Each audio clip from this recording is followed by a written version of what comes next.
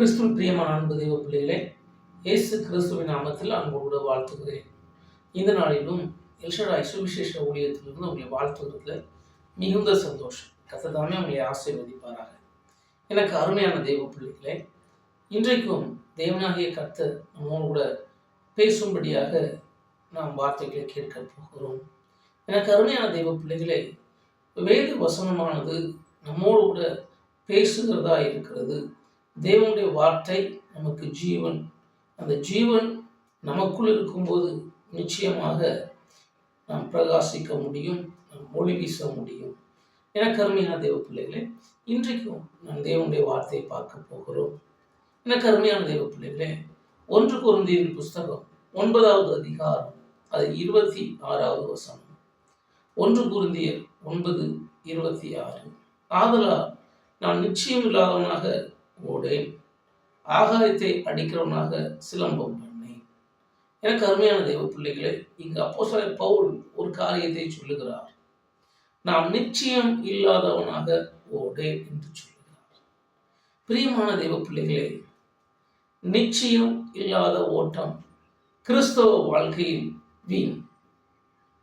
கிறிஸ்தவ வாழ்க்கையில் நிச்சயம் இல்லாத ஓட்டம் வீண். இன்றைக்கு அநேகர் ஓடுகிறார்கள். ஏன் ஓடுகிறீர்கள் என்று கேட்டால், எங்களுக்கு ஒருவேளை நேரம் போகவில்லை, வீடுகளிலே அமர்ந்திருக்க நேரம் போகவில்லை, ஓடுகிறோம், பிரயாசப்படுகிறோம் என்று சொல்கிறவர்கள் உண்டு. சிலர் என் முன்னோர்கள் ஓடினார்கள், என் முன்னோர்கள் ஊழியம் செய்தார்கள், அல்லது என் முன்னோர்கள் விசுவாசியாய் இருந்தார்கள், நானும் விசுவாசிக்கிறவனாய் ஆலயத்துக்கு வருகிறேன் என்று சொல்கிறவர்கள் உண்டு.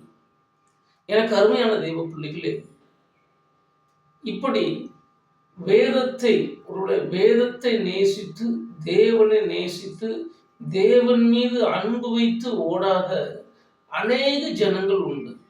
ஆனால் இங்கு பவுல் சொல்லுகிறார், நீங்களும் நானும் எப்படி ஓட வேண்டுமா? நிச்சயம் உள்ளவர்களாய் ஓட வேண்டும்.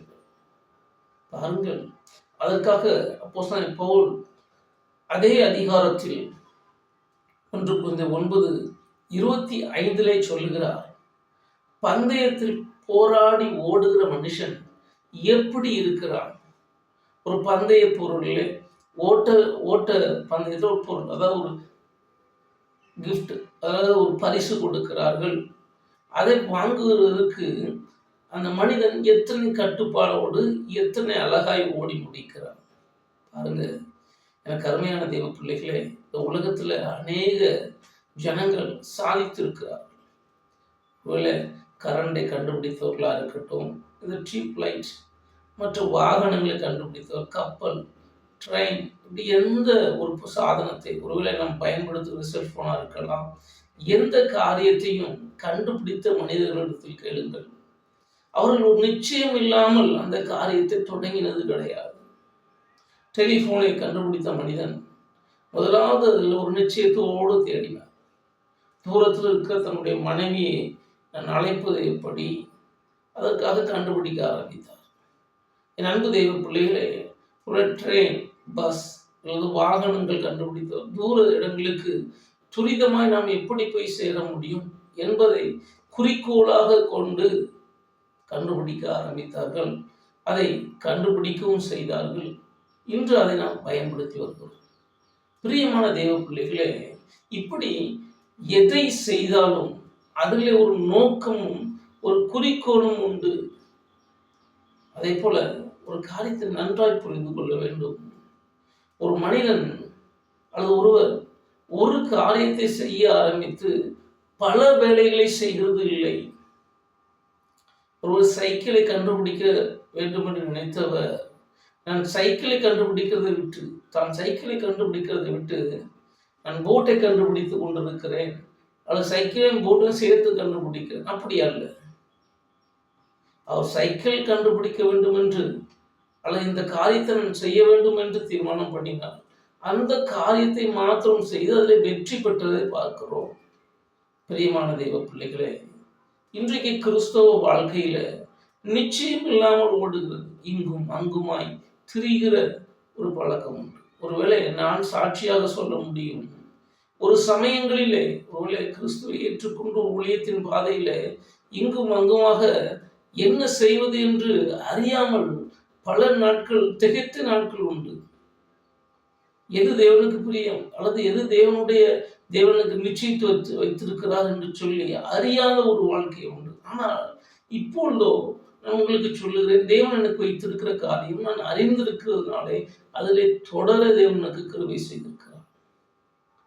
பாருங்க, ஒரு ஓட்டப்பந்தயத்தில் ஓடுகிறவன் ஓட்டப்பந்தயத்தில் மாத்திரம் கவனம் செலுத்தினால்தான் அதிலே அவன் வெற்றி பெற முடியும். ஓட்டப்பந்தயத்தில் கவனம் செலுத்துகிறவன் அந்த மனிதன் வேற விளையாட்டில் ஒரு ஃபுட்பால்லையோ அல்லது கிரிக்கெட்லேயோ அல்லது வேற ஏதாவது டென்னிஸ் மற்ற விளையாட்டில் கவனம் செலுத்தினா இந்த ஓட்டப்பந்தயம் அவரால் முழுமையாக கண்டடைய முடியாது. அப்போ நம்முடைய நிச்சயம் சரியாக இருக்க வேண்டும். நம்முடைய தீர்மானம், அதான் நிச்சயம் என்று சொல்லுகிறார். நம்முடைய தீர்மானம் எப்படி இருக்கிறது? பிரியமான தேவ பிள்ளைகளே, தீர்மானத்தை சரியாய் கிறிஸ்துவ வாழ்க்கையில் எடுக்க கற்றுக்கொள்ள வேண்டும். ஒருவேளை தீர்மானம் எடுக்கிறதுக்கு பல ஆலோசனைகள் பண்ணலாம், பல காரியங்களை சிந்திக்கலாம், அல்லது பல வேலைகளிலே அந்த ஆலோசனையை திரும்ப திரும்ப செய்து நான் செய்கிறது சரியா என்று சொல்லி சரிபார்த்து கொள்ளலாம். ஆனால் தீர்மானம் செய்த பிறகு அதில் உறுதியாக இருக்க வேண்டும். என் அன்பு தெய்வ பிள்ளைகளே, இதை கேட்கிற எனக்கு அருமையான தெய்வ பிள்ளைகளே, இன்றைக்கும் உங்களுடைய வாழ்க்கையில் சரியான ஒரு தீர்மானம் எடுக்க முடியாமல் திகைக்கிறீர்களா? குடும்பத்தின் வாழ்க்கையில் சரியான ஒரு தீர்மானம் எடுக்க முடியவில்லை, படிப்பின் காரியங்களில் ஒரு சரியான தீர்மானம் எடுக்க முடியவில்லை, ஒருவேளை வேலை காரியங்களில் நான் என்ன வேலை செய்வது, எப்படி என்னுடைய காரியங்கள் நடப்பிப்பது, எனக்கு ஒன்றும் புரியவில்லையே என்று சொல்லி கலங்கி கொண்டிருக்கிறீர்களா? எனக்கு அருமையான தேவ பிள்ளைகளே, என் இயேசு சொல்கிற ஒரே வார்த்தை, மகனே நம்பிக்கையோடு முடிவு, நிச்சயத்து முடிவு. எனக்கு அருமையான தேவ பிள்ளைகளே, அந்த நிச்சயம் எப்படிப்பட்டதாக இருக்க வேண்டும்? எல்லாவற்றிலும் சரியான ஒரு நிச்சயமாக இருக்க வேண்டும், இச்சையடக்கம் உள்ளதாக இருக்க வேண்டும், தூய்மை உள்ளதாக இருக்க வேண்டும்.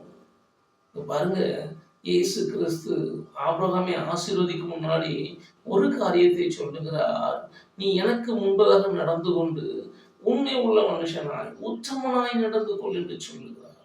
இது தேவன் நம்ம இடத்துல எதிர்பார்க்கிறார். ஒருவேளை இன்னைக்கு தீர்மானங்கள் எடுக்கிற அன்பு தெய்வ பிள்ளைகளே, கர்த்தருக்கு முன்பதாக உண்மையும் உத்தமமாய் நடந்து கொள்ள நாம் நம்மை ஒப்பு கொடுப்போம், தீர்மானங்களை சரியாய் எடுப்போம். இன்றைக்கு அநேக மனிதர்கள் தீர்மானங்கள் எடுக்கிறது உண்டு. ஒருவேளை நான் அவரிடத்துல பேச மாட்டேன், உறவினிடத்துல சண்டை போட்டு விட்டு அல்லது ஒரு வாக்குவாதம் பண்ணிட்டு இவங்ககிட்ட பேச மாட்டேன், அவங்ககிட்ட செய்ய மாட்டேன், அவங்கள்ட்ட தண்ணி வாங்கி குடிக்க மாட்டேன், இப்படிலாம் தீர்மானம் எடுக்கிறது ரொம்ப எளிதான காரியம். என் அன்பு தெய்வ பிள்ளைகளே, அவைகள்லாம் வீண். ஒருவேளை அந்த தீர்மானங்கள்ல உறுதியாக இருந்து மறித்தவர்களோட உண்டு. சில சமயங்கள்ல சில இடத்துல பேச மாட்டேன், சிலரோட வாழ்க்கையில் நான் எதையும் பகிர்ந்து கொள்ள மாட்டேன் என்று சொல்லி என் அன்பு தெய்வ பிள்ளைகளே தங்கள் வைராக்கியத்தினாலே கெட்டுப்போனவர்கள் உண்டு. வீணானவர்களுக்காக வைராக்கியம் பாராட்டி நிச்சயம் பண்ணுங்கள். ஆனால் இயேசு கிறிஸ்துவுக்காக நிச்சயம் பண்ணுங்கள், இயேசு கிறிஸ்துவுக்காக தீர்மானங்களை சரியா எடுங்கள். கர்த்தர் வாழ்க்கையை ஒருவன கருமையான தெய்வ பிள்ளைகளே, உங்களுடைய செய்கைகள் எல்லாவற்றையும் கர்த்தராகிய இயேசு கிறிஸ்து ஆசீர்வதித்து நடத்துவார். ஏனென்று சொன்னார், பவுல் தன்னுடைய ஓட்டத்தை முடிக்கும் போது சொல்லுகிறார், நான் நம்பிக்கையோட என் ஓட்டத்தை முடிக்கிறேன், எனக்காக ஜீவக்கிரீடம் காத்திருக்கிறது. ஏன் இதை சொல்லுகிறார்? அவர் ஓடின ஓட்டம் நிச்சயத்தோடு ஓடினார். அவர் ஓடினதிலே எங்கும் தடுமாறவில்லை, அவர் ஓட்டத்தில் தடுமாற்றம் வரவில்லை. இந்த ஓட்டத்தில் நிச்சயம் இல்லாத ஒரு ஓட்டம் இல்லை. அந்த ஓட்டம் நிச்சயமாக பரிசு பொருளை தரும் என்கிற ஒரு நம்பிக்கை இருந்தது. இன்றும் நீங்கள் எதை செய்கிறீர்களோ அந்த காரியத்தில் நம்பிக்கையோடு கிறிஸ்துவின் மேல் உங்கள் பாரங்களை வைத்தவர்களாய் அருமை தெய்வ பிள்ளைகளே ஓடுங்கள், கர்த்தர் நம்மை ஆசீர்வதிப்பார். எனக்கு அருமையான தெய்வ பிள்ளைகளே, இந்த வசனத்தை கேட்கிற நீங்கள் நிச்சயத்தோட எந்த காரியத்தையும் செய்யுங்கள்.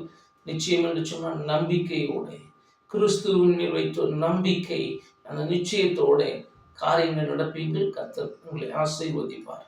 ஜெபிப்போமா? அன்பின் பரலோக பிதாவே, உம்மை நோக்கி பார்க்கிறோமப்பா. அருமையான இந்த வேலைக்காய் உமக்கு ஸ்தோத்திரம். இந்த வேலையிலும் நிச்சயமில்லாத நான் ஓடேன் என்று சொல்லி பவுல் எங்களுக்கு கற்றுக் கொடுக்கிறதை பார்க்கிறோம். இது ஒரு நிச்சயமில்லாம ஒரு காரியத்தையும் நாங்கள் செய்யக்கூடாது என்று வேதம் சொல்லுகிறது. நிச்சயத்திற்கு வேண்டும், ஒரு தீர்மானம் இருக்க வேண்டும். ஊழியங்கள் என்றாலும் சரி, வேலை என்று சொன்னாலும் சரி, அது குடும்பத்தின் காரியங்கள், படிப்பு, எல்லா காரியத்திலையும் ஒரு தீர்மானத்தை தேவன் எடுக்க சொல்லுகிறார். இன்றைக்கும் என்னோடு கூட இணைந்து தீர்மானங்கள் எடுக்க திகைத்து கொண்டு கலங்கி கொண்டிருக்கிற பிள்ளைகளை கண்ணோக்கி பார். தகுந்த ஆலோசனைகளை கொடுத்து, தகுந்த கர்த்தாவே உன்னுடைய காரூண்யத்தை அனுப்பி நிச்சயமாக சரியான தீர்வுகளை, சரியான ஒரு டிசிஷனை எடுக்க தேவன் கிருபை செய்யுங்க. தடைகள் விலகட்டும் ஐயா.